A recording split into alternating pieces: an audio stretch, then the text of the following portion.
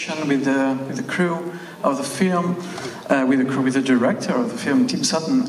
Avant de se faire, je voudrais vous demander de bien vouloir vous rapprocher parce que, je le rappelle, d'ici, je ne parviens vraiment pas à voir les gens qui lèvent la main ou se lèvent afin que nous puissions leur donner le micro et donc la parole. Donc si vous voulez poser une question, merci de bien vouloir vous rapprocher un peu de la scène. Please stand up and move towards the stage if you want to ask a question to the director. Et nous allons dès maintenant commencer cette session. We are now going to start this Q&A. Mesdames et messieurs, merci d'accueillir de nouveau à mes côtés Monsieur Tim Sutton.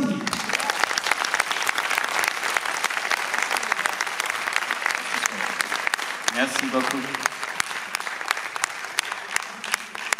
So Tim, actually I'm going to ask you the first question of this series. The Last Son is your sixth, right, feature film. The Last Son est son sixième film de long métrage. Why did you choose for this one to make a Western?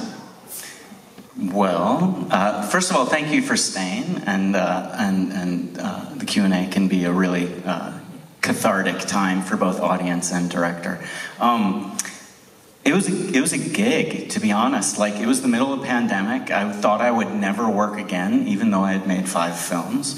And I got a call and a script, and they said, if you like the script, it could happen. And I was like, well, what kind of movie is it? And they said, it's a Western. I was like, I had no idea. I never thought I would get a Western script. I never thought I was going to have that opportunity. And I fell in love with the script because of its authenticity, because of its darkness, to be quite honest. I know that some people don't like darkness and violence, but I think that's part of the world. And I think there needs to be artists who explore that the way that Greg Johnson did in his script. But it also felt like every Western...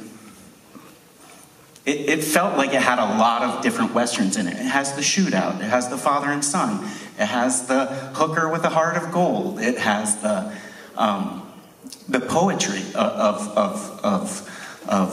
Western legend. And so I felt like it had a lot of motifs that were familiar, and I thought, I'll use those motifs to make something new. And that's what I tried to do. And that's what I'm always trying to do, whether it's genre or whether it's outside of genre, is to make something, to make a world that is new. Oui, je posais la question au réalisateur, ah oui, j'ai déjà traduit la question, pardon. Et il nous dit qu'en fait, pourquoi il a voulu faire ce western? Eh bien, en fait, c'était, comme il l'avait déjà un peu brièvement dit avant la projection, c'était au moment de la pandémie, l'année dernière, il était cloîtré chez lui, comme toute la planète, en fait, et il était vraiment déprimé, il commençait à se dire qu'il n'allait plus jamais faire de film, que c'était terminé pour lui, et donc, pile à ce moment-là, il a reçu un coup de fil, on lui a parlé d'un scénario, est-ce que ça, éventuellement, ça l'intéresserait de le lire, de lire ce scénario. Alors il a posé la question, il a demandé mais ce scénario c'est quoi? C'est un western. Alors là il a vraiment été surpris, un western? Oui, alors c'est un peu surprenant parce qu'il aurait pensé faire pas mal de choses dans les films à venir, mais pas un western, ça faisait pas vraiment partie de ses projets immédiats, mais voilà, il avait aucune idée du western, il avait envie de lire ce scénario, donc écrit par Greg Johnson qui est avec nous, et il a lu ce scénario et il est vraiment tombé amoureux du scénario, tombé amoureux de l'histoire, il est tombé amoureux de son authenticité.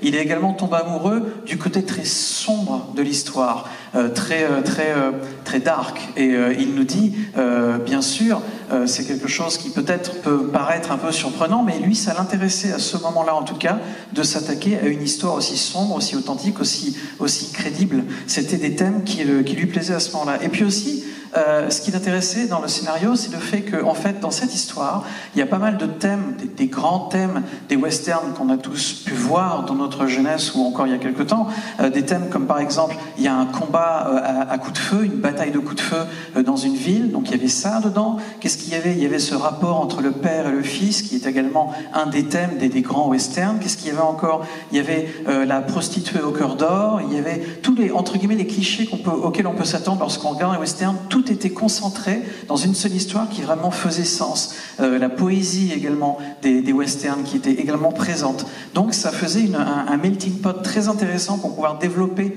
cette histoire, nous dit-il. Il y avait beaucoup de motifs, de choses qui nous sont encore une fois familières, mais qui sont en général dispersées et là sont rassemblées dans un seul film. Et donc il a voulu prendre toutes ces choses qu'on a vues et revues, etc., les mélanger ensemble et faire quelque chose avec tout ça, faire quelque chose de nouveau, un western qu'on n'aurait pas encore vu, et c'est ce qu'il a fait avec ce film. Y a-t-il une première question dans la salle? Oui, alors, madame ici, ensuite là. Madame. Okay. Je vais vous demander de vous laisser. D'accord, mais ça va être difficile pour m'entendre. Oui, pardon, il faut mettre le masque. Désolé, j'ai oublié de le dire. Okay, merci de mettre le masque. Même si vous posez la question, on vous entendra, ne vous inquiétez pas. Alors, merci pour ce très beau film. Moi, je ne suis pas du tout fan des westerns, mais bon, pour moi, c'est beaucoup plus qu'un western. Merci pour la façon aussi dont vous filmez, je veux dire, même les yeux des chevaux, la façon dont vous les filmez, c'est assez remarquable. Alors, j'avais deux questions à poser. L'une, pourquoi avoir choisi de diviser en chapitres? Je voulais savoir si c'était très courant maintenant dans les films américains, parce que hier, sur le film Pig, c'était aussi divisé en chapitres. D'autre part, on a l'impression qu'il y a quand même dans cette prophétie quelque chose qui est en rapport avec le mythe d'Oedipe, sauf que là, c'est pas le fils qui tue le père, mais la femme. Et justement, j'ai l'impression qu'on le sent d'avance, que c'est elle qui va le tuer. Donc, j'imagine que l'idée n'était pas de mettre un suspense là-dessus, mais peut-être à quel moment ça allait se faire et comment. Voilà. Bon, je m'y suis pas très bien retrouvée dans tous les morts parce qu'il y en avait beaucoup, mais merci beaucoup pour ce film. Thank you.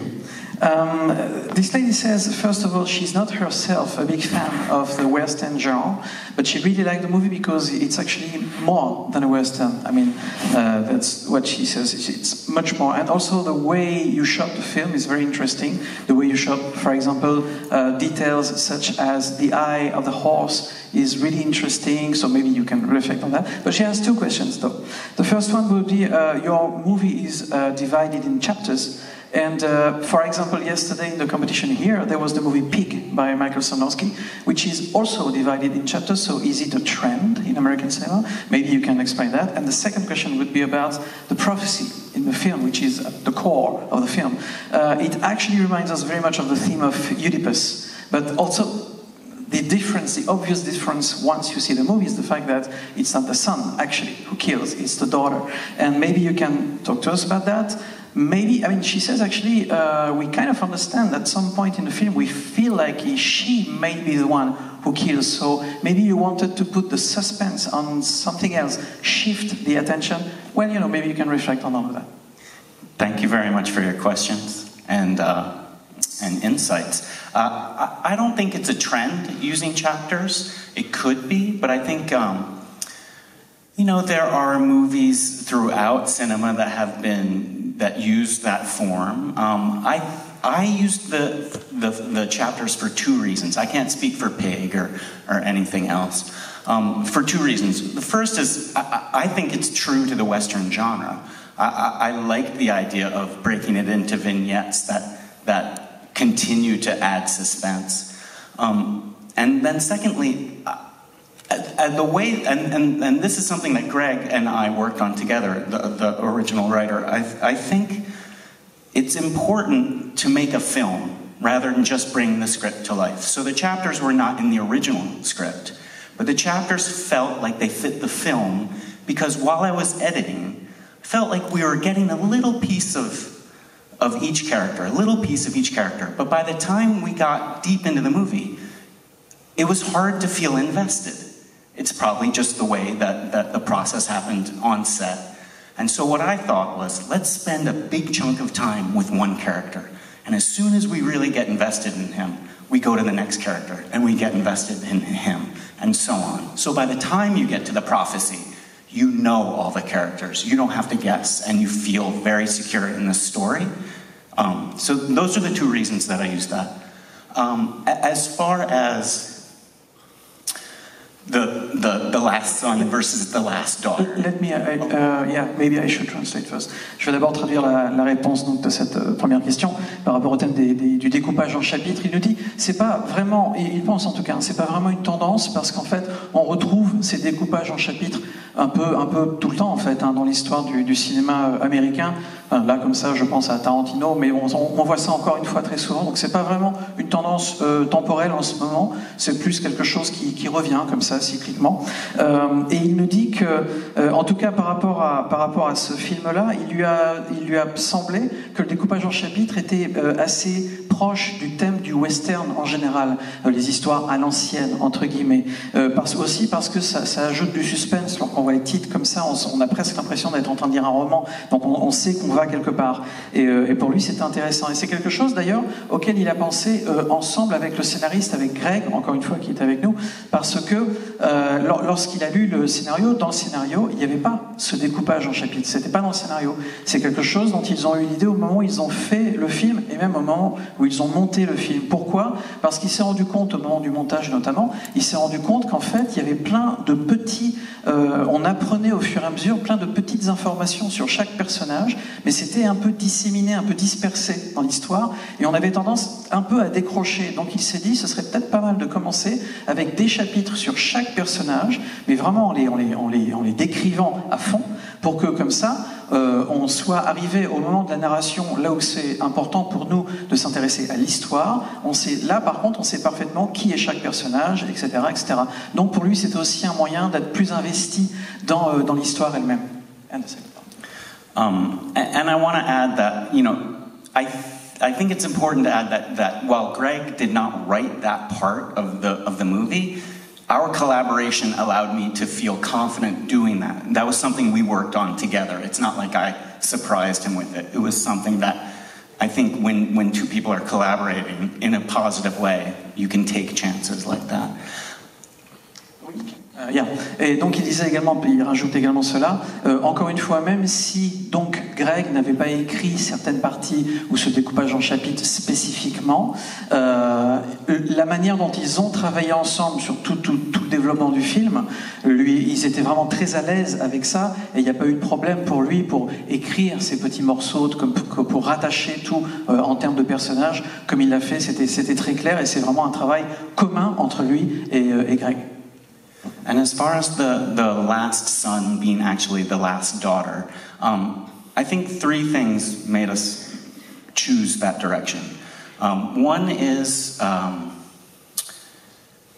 suspense, for sure. Like, you're watching it thinking, okay, it's a showdown between Cal and LeMay, and that's what's going to happen. And there are little hints along the way to make you just question that, just enough, hopefully. I hope people aren't looking at her the first time you see her and be like, oh, she's going to get it. Secondly, it's a male-dominated genre, through and through.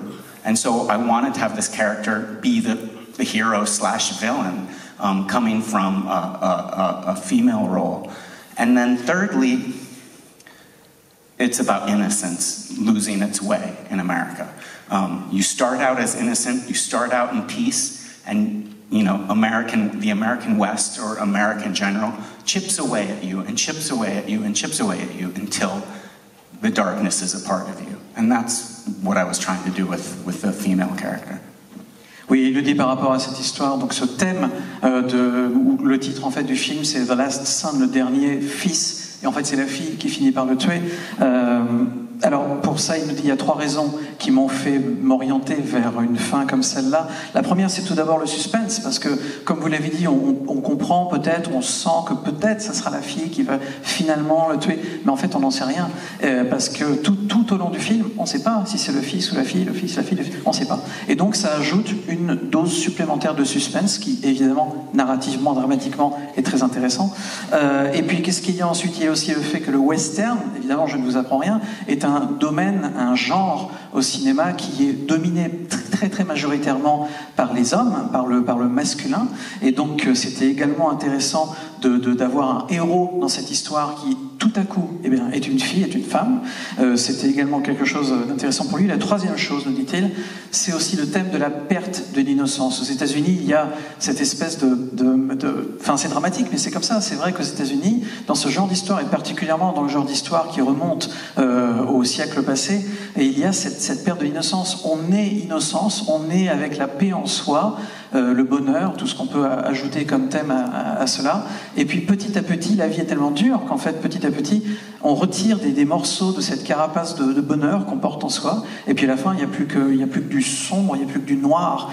C'est aussi cette perte de l'innocence dans l'histoire des pionniers américains, etc., qui était intéressante pour lui à développer pour ce scénario. Nous allons prendre une autre question. Alors oui, monsieur ici, juste là. J'allais dire avec le masque, mais... Vous pouvez remonter. Ah, Monsieur ici. là? Oui. Si vous pouvez remettre le masque. Après. Oui, on est quand même frappé par le niveau de violence qu'il y a dans les westerns en général et dans celui-là en particulier, et également la place et l'importance des armes à feu. Je me demande si les États-Unis se sont enfin libérés de ces notions de base, ce qui fait un peu la culture américaine.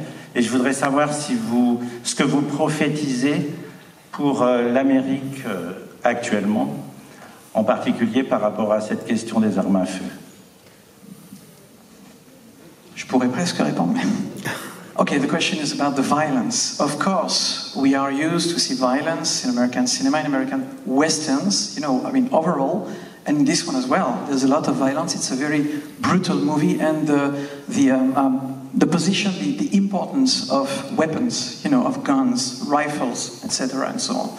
And this gentleman wishes to know, according to you, do you think the United States are a little bit freed of that, or do you think they are on the right way to get rid of this, ideal vision of the gun in the culture, in the history and everything? And what is your point of view, your thoughts about the future of America regarding that specific subject? I know it's a tough one.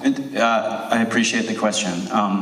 When it comes to this movie, what I tried to do was show both sides. The absolute violence and at the same time the majestic beauty of the world, and how the violence has completely destroyed that. It's completely destroyed the Native American communities, and it has destroyed the fabric of America. This movie is an example of how darkness, to me, wins no matter what. I mean, it's awesome that she kills him at the end, but the cycle continues. And I think the cycle continues in America. I'm not a politician, and I'm not someone who deals with mental health. I have made another movie called Dark Knight, which is about guns and gun violence as well. So it's something that interests me, and it's something that frustrates me, because I do think the cycle will continue. I think gun control in America is right now an impossible feat, because of politics in America. So I don't want to be just a person with doom and gloom, but the idea that there is violence, guns are the central part of that, and that is the world we live in. I'm not trying to be an activist as much as I'm just trying to give you a world to live in for an hour and a half, and then have that conversation with people elsewhere saying, God, this frustrates me because there's too many guns, or whatever that is. So I'm not just making a shoot 'em up. That was very important to me, to make guns a central part of something that is a void, an abyss, for better or for worse. Oui, le réalisateur, tout d'abord, vous remercie pour cette question. Et il nous dit qu'en fait, avec ce film, ce qu'il a voulu faire, c'est faire voir les deux côtés du spectre, les deux extrémités du spectre de cette question. C'est-à-dire qu'en même temps, il fait voir la violence, la vraie violence, la violence extrême qui est bien sûr dans ce film entraîné par l'utilisation des armes à feu, qui était tout à fait réelle hein, dans ces années-là. C'était vraiment ça. Mais en même temps, il filme de la meilleure manière possible la beauté de l'environnement, la beauté des paysages, la beauté aussi des communautés humaines. Et il nous fait voir, évidemment, à quel point la violence et les armes à feu aux États-Unis, bien sûr, sans doute ailleurs, mais là, c'est pas la question, aux États-Unis, ont détruit ce tissu, le matériau de la société américaine, et continuent de le détruire en ce moment même. D'ailleurs, dans le film, on voit très bien qu'en fait, c'est justement le côté sombre qui gagne à la fin, quoi, parce qu'en fait sa fille, pour entre guillemets avoir la paix, elle prend un pistolet, elle le tue, donc ça continue, ça s'arrête pas, c'est toujours la violence, et la violence n'est pas une solution. Donc la violence continue, et c'est un thème qui lui est cher. Il a fait encore une fois 5 films avant de faire celui-là. Un de ces films s'appelle Dark Knight, et c'est un film qui traite de la violence avec les armes à feu. Donc voilà, c'est un thème qu'il connaît bien, qu'il traite, et qui évidemment l'interpelle, et qu'on retrouve dans ce film-là. Après, sur le contrôle des armes à feu aux États-Unis, c'est quelque chose qui revient souvent dans les discussions. C'est quasiment impossible à faire, nous dit-il aujourd'hui aux États-Unis, c'est quasiment impossible d'arriver à un vrai contrôle raisonné des armes à feu pour plein de raisons, pour des raisons politiques, le premier amendement, etc. C'est très compliqué, ça va prendre beaucoup de temps avant que cette question soit résolue de manière à peu près correcte. Et puis voilà, la violence, c'est la violence du monde dans lequel on vit, et lui, son travail, c'est de faire un film et de faire en sorte que pendant 1h30, vous soyez plongé dans ces questions-là, dans ces thèmes-là, et qu'on puisse en parler, au moins en parler, voilà, pour faire un petit peu avancer. C'est la raison pour laquelle il n'a pas seulement fait un film où les gens se tirent dessus, mais un film qui nous fait réfléchir sur la place de l'arme à feu dans la culture américaine, exactement comme vous venez de le dire. Nous allons prendre une question, monsieur qui a levé la main, et ensuite madame ici, au deuxième rang.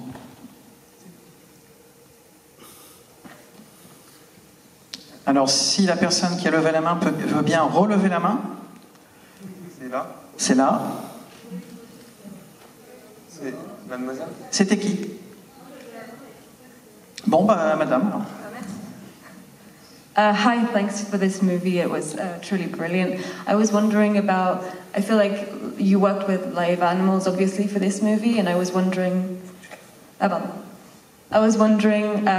first of all, with the challenges, working with live animals on set, because I understand that's part of the Western genre, but it's quite difficult to work with on set. And what was your relationship with animals going into this? Because I feel like it's such a beacon for innocence in the movie, and you talked about innocence losing its way throughout the movie, and I was wondering if that was intentional for you to put little bits of like the small mouse in the beginning and the fox dead in the middle of the movie.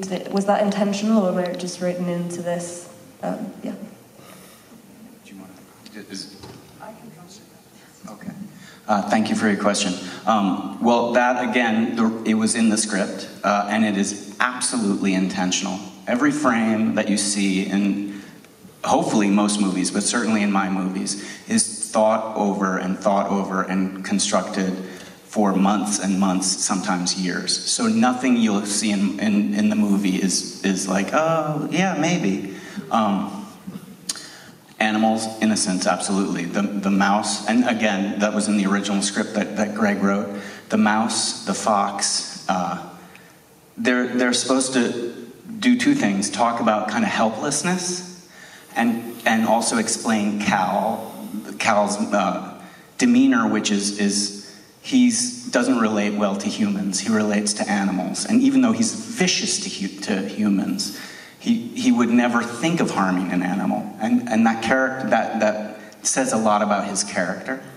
As far as working with live animals, man, I don't want to ever work with actors on horses ever again. I mean, if anyone wants to make another Western with me out there, don't listen to that. I'm sure I'll entertain the offer, but it's hard. It takes time. There's certain equipment you can't get near the horse with. So you want to do a nice dolly tracking shot, you have to have an arm, and you have to be like 30 feet away, and you have to make sure that that arm isn't bouncing around. It's hard. And then you have the actors. It's hard enough to work with some actors, but put actors on a horse and they become a little bit more insecure sometimes, and it can be quite challenging. That said, the important thing that people should know about working with horses is there are wranglers on set. There are people who bring the horses, and they are run by what's called a boss wrangler. And that boss wrangler is, I mean, our boss wrangler was an absolute magician. I would consider him a second unit director, because whenever there was a scene with horses, I would go to him and I would say, what do we do? You know what I mean? And he worked on Dances with Wolves, and like, he's old school. He, I believe, was in a John Wayne movie a long time ago. He helped, you know, kind of educate me and would help get my vision, you know, the idea that I had emotionally, and he would help execute that. So without the wranglers, without the boss wrangler, you simply can't do it. Je vais donc traduire la question. Tout d'abord, je vais essayer d'aller vite parce que je crois que ça va être une des dernières questions. Oui, tout d'abord, quels ont été les challenges, quelles ont été les difficultés que vous avez pu rencontrer lorsque vous avez fait ce film, lorsque vous avez travaillé avec des animaux, parce qu'il y a beaucoup d'animaux dans ce film, notamment des chevaux, mais pas que.